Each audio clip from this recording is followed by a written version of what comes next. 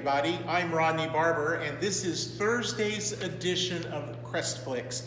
It was scheduled to be opening day for Major League Baseball, and I was the organist at Riverfront Stadium for 12 years, so I played 12 opening days. And I thought it might be fun today for CrestFlix, just for something different, to take you through what an organist might go through in a baseball game. And this is entirely appropriate as we consider Scripture. We open the good book, and it says right in the very first, in the big inning. So let's get ready, and let's go to the ball game.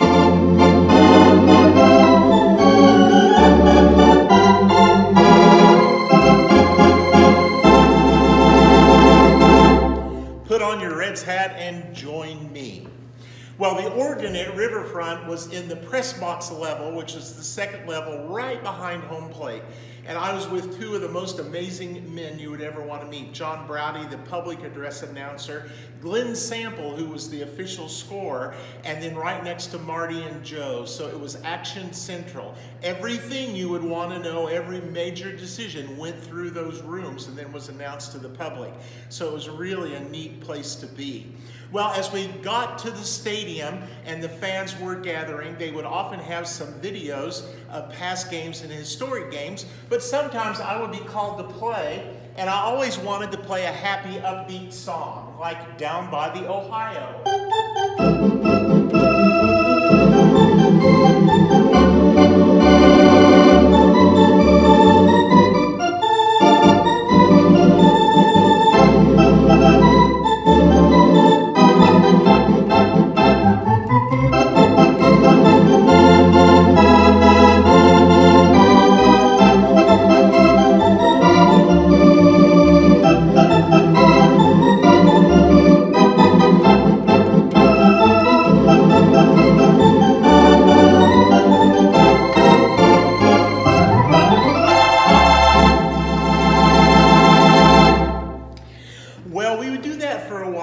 Some announcements, all the pregame introductions of players and the statistics and all that they do, and it would become time for the national anthem.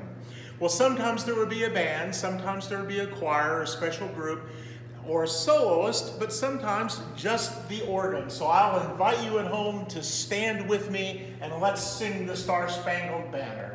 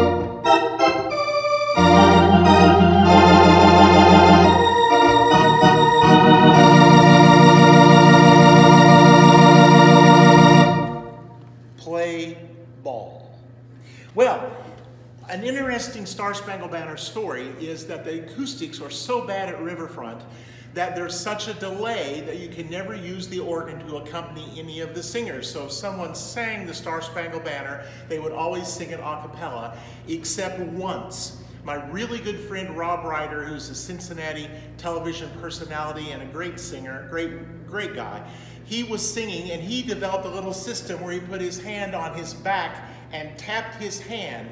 So I accompanied him, watching his hand at about a 2-second delay from when he was actually singing. We actually made it work. The only time I know this has ever happened in the old Riverfront Stadium.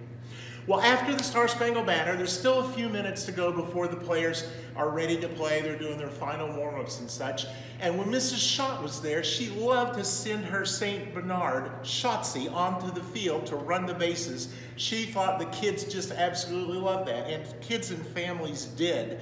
Except the players didn't like it so much because the dog was in their way of getting ready for the game. But anyway, it happened. After Shotzi passed away, Shotzi 02 did this, the little puppy. And so one of the first times Shotzi 02 was on the field, and of course remember, it's my role to accompany the action on the field. Shotzi 02 ran out to second base, and you guessed it, it stopped at second base, and it did a number 2 on second base. So what else would the organist play but this?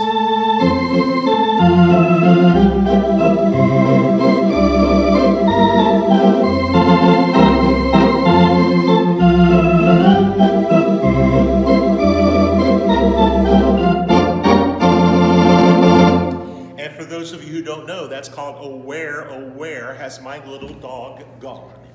So anyway, everyone was laughing about that, and it actually made a short little line in the newspaper, and Mrs. Schott didn't like that at all. It said, "Organist accompanies Shotzi 02 to second base." And so the interesting thing was that she called me, one of my only personal phone calls from her, and said, "Don't ever play that song again or you're out of here." So that's the story of that. Well, let's go inning by inning. It's the first inning. The game has just started. The opposing team struck out. The Reds are up, and there's not much happening. Remember, if someone hits like a foul ball, there's about 30 seconds there where the umpire gets another ball out, the player roughs it up, gets it all ready, and then the pitcher gets ready to throw that ball. So the organist's job is to keep the fans engaged or get them into the game. So we could do some of the clapping things, kind of like this. Or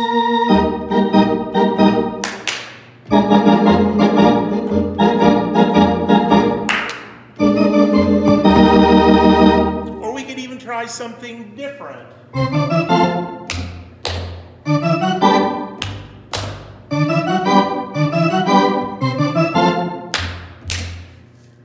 don't want to leave you in the lurch, but let's go on to the second inning. Okay? In the second inning, the Reds are up to bat, and Hal Morris, who was the first baseman back when I was playing the organ, just hit a home run. It's time for excitement, so what better for Hal Morris than the Hallelujah Chorus?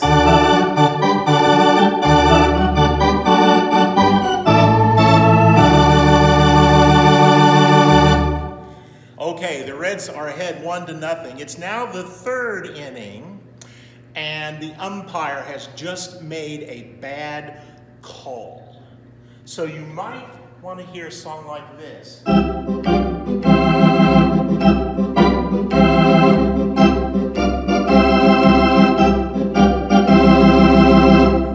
Blind Mice. By the way, that's the only song that is officially banned from the organist playing at the ballpark. You're not allowed to play that song to do anything that would incite the fans to riot or cause a commotion. Well, back in the 90s, before we had all this amazing video technology, it's now the fourth inning, and we're going to have Mr. Red's Race. And Mr. Red's Race, if you remember Pac-Man games, our Videotron, about the extent of it was those dots and illuminated lights like a Pac-Man. So we had 3 baseballs looking like Mr. Red that started and went across the screen, and you had to guess whether 1, 2, or 3 was going to win the race. And the music that we always played when there was an organist live was from the William Tell Overture.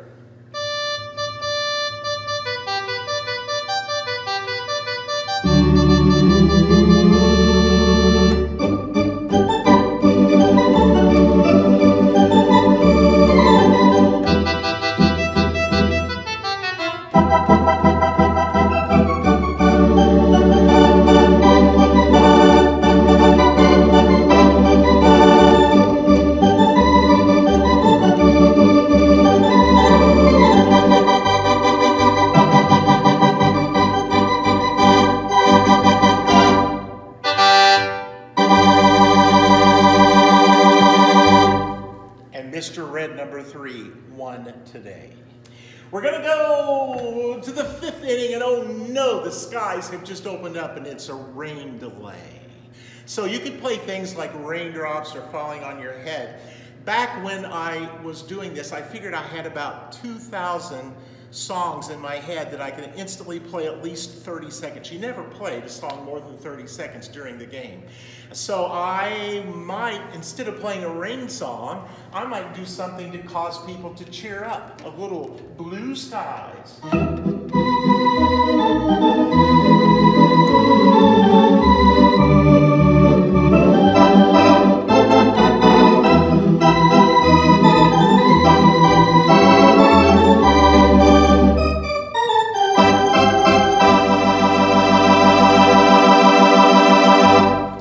By the way, my best rain delay ever was Tom Browning's Perfect Game.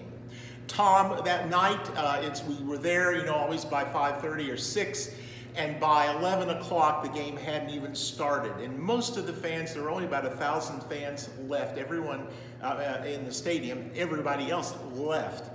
And we couldn't believe, even Marty and Joe were grumbling that they were going to have to start this game. Well, I don't think the game started until about 11:30 or so that night. And by about 1 a.m., we were so excited because then Tom Browning had that perfect game. So there was a rain delay that was worth staying for. I was playing Anchors Away. I forget all the songs that I played during that, but about every of those 2,000 songs I mentioned, I've had to play that night during all that downtime waiting for that to happen. Well, we're at the 6th inning now, and that's when the Reds usually did promotions. So if it was like Farmers Night, and they had the farmers there, they would do a lot of those activities in the 6th inning. And so, Farmers Night, what would you play for Farmers Night? I know.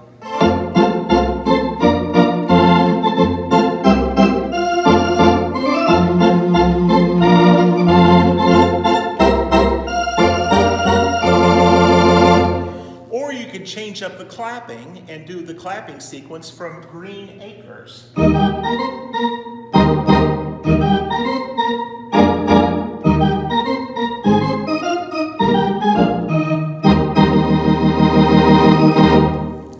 Well, we're down to the middle of the 7th, and everyone knows what happens. 7th inning stretch. So if you're still on your couch, get up and let's sing "Take Me Out to the Ball Game."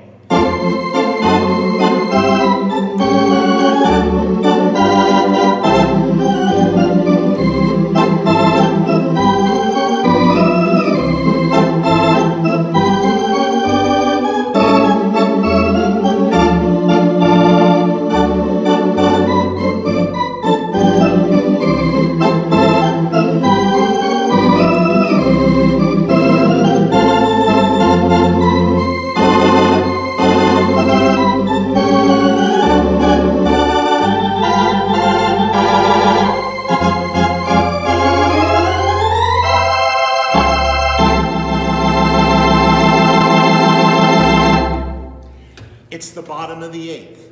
The Reds have players on all the bases in scoring position. So I need to think of something to do, a really exciting clap sequence to get the fans cheering and engaged.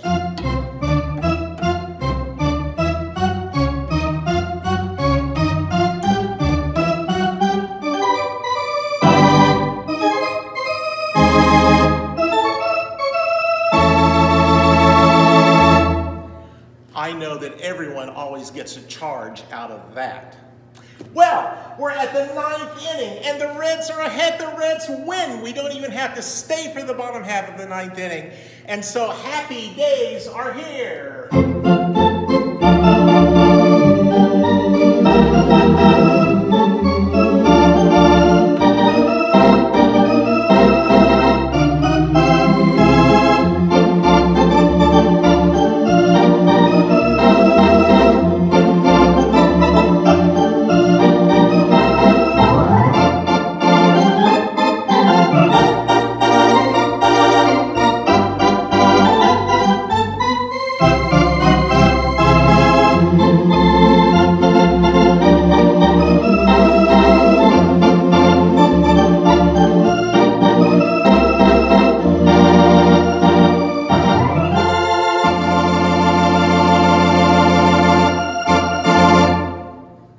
So that is a really quick run through of a ball game from the organist's viewpoint. And we, like that song says, certainly hope that you enjoy a happy day today. And if there's anything we can do here at Crestview, give us a call. Make sure you watch our other Netflix, which are usually, CrestFlix I should say, which are usually on about 2 o'clock each day. Friday is the big day where we have Beyond the Bulletin. We have worship online this Sunday at 9:30, followed by fellowship online time. So there are lots of opportunities to keep in the game with us here at Crestview. I think I've covered all the bases. Have a good day.